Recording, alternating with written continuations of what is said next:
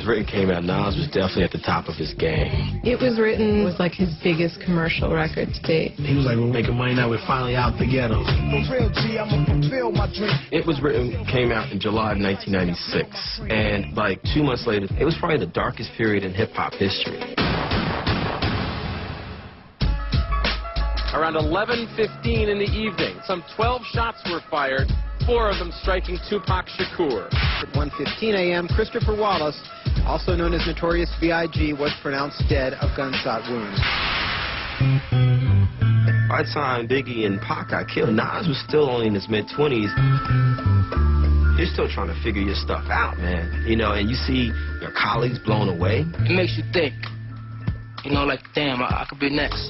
What up, Big? You know this is rough after you slid. You and God hands down. Keep a place for me, kid. When Big and Pac left, it was like a big void. The logical successor was Nas, but he felt like he had to take a step back. Nas was able to see that nothing could be as important as staying alive and extracting yourself from the madness. For a couple of years there, it just seemed like he was just kind of floating creatively, artistically, trying to find his voice again. I'm wondering why it's a dirty game. Is any man worthy of fame? But hip-hop is competitive, and you got to go with the times. Every year, it's new artists is coming out. You know, Puffy was coming out and really dominating the game at that time. It was all about, you know, the bling-bling phase. And a lot of artists started to really want to do what Puff was doing, commercialize the music. And I think Nas wanted to take a stab at it, too. Come on. In 1999, Nas put out I Am and Nostradamus, which weren't 2 of his best CDs. I remember seeing the Hate Me Now video, and Nas has got on, he's just like Puffy, basically. Don't hate me, hate the money I see, clothes that I buy, ice that I wear, clothes that I try. I remember thinking to myself, that's not the Nas that I know. I mean, what is going on here? He's just blinging all over the place. Gucci this, Fendi that, what you expect, yo? Nas is definitely viewed as like a hip-hop artist that spoke about the ills of the street. So the streets is like, oh, you know, he sold out, basically, because it's like, you just made a pop record. A lot of people were just like, well, that era of him being the greatest MC, it might be over. Do it now! Nostradamus was kind of panned by critics, so Jay-Z came along and just went right by him. So I stretched the game out, etched your name out, put Jigger on top. He comes stepping right in place, and people start looking more at Jay-Z. There was a point in the late 90s when every other song was Jay-Z. It was crazy. H to the Izzo, B to the Izzy. Jay, for the longest time, was under Nas's shadow, and I think it got to him. And so what better way to try to raise your own street credibility than you got this battle going. It really started from that point that they were just throwing little jabs at each other. And then before you know it, Jay-Z just keeps punching. Brooklyn's favorite son, Jay-Z, took a swipe at the pride of Queens, Nas, with a performance of a song called The Takeover during a New York Summer Jam concert. I remember Jay's lyrics. It kind of went like, Nizzle, I can decide, that's one hot album every 10-year average, and that's so lame. And the Jay-Z disc came from left field, you know? Jay had that much power at that time to put Nas into a crunch. I was like, damn, Nas is like damn near over.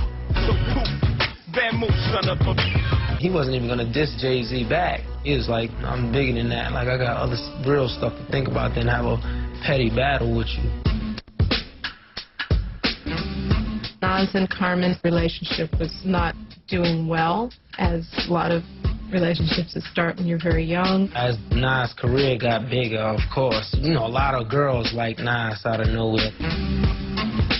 There was a lot of cheating and getting caught at hotels. She couldn't handle it, he couldn't handle it.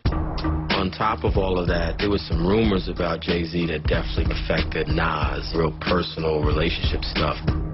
Carmen started dating Jay-Z, and I think that was probably a rough period for him.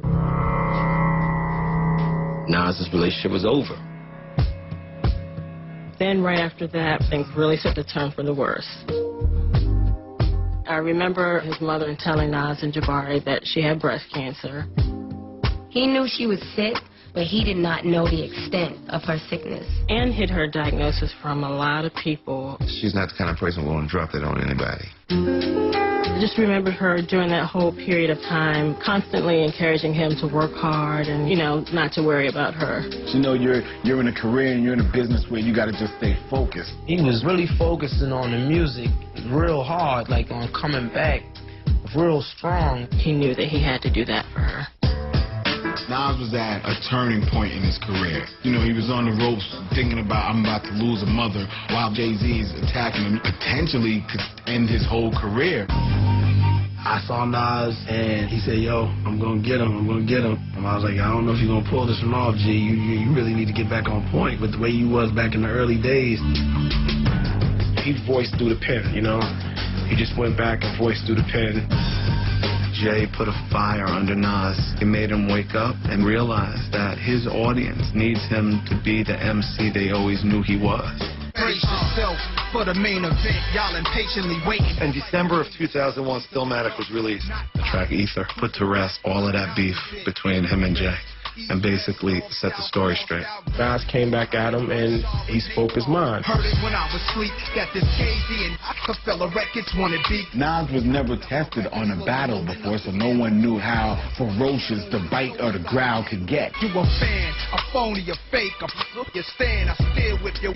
I knew that eventually people want to hear what I got to say. There is no takeover. Check it, I'm just soul like ether. Teach you the king, you know you. Godson across the belly. I prove you lost already. On the streets, phones was ringing. There's people that didn't even have cell phones that was on the phone just to say, did you hear this record? Were you abused as a child, scared to smile, they called you ugly? That Ether was a brutal knockout punch. That was that. Ugh. He's down.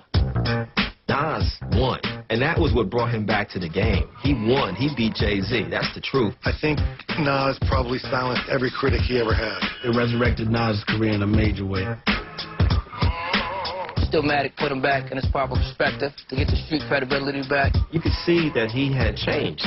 He had gone through a transformation. It wasn't about getting airplay. It was about, yo, I'm Nas, dog. Like, for real. Like, I'm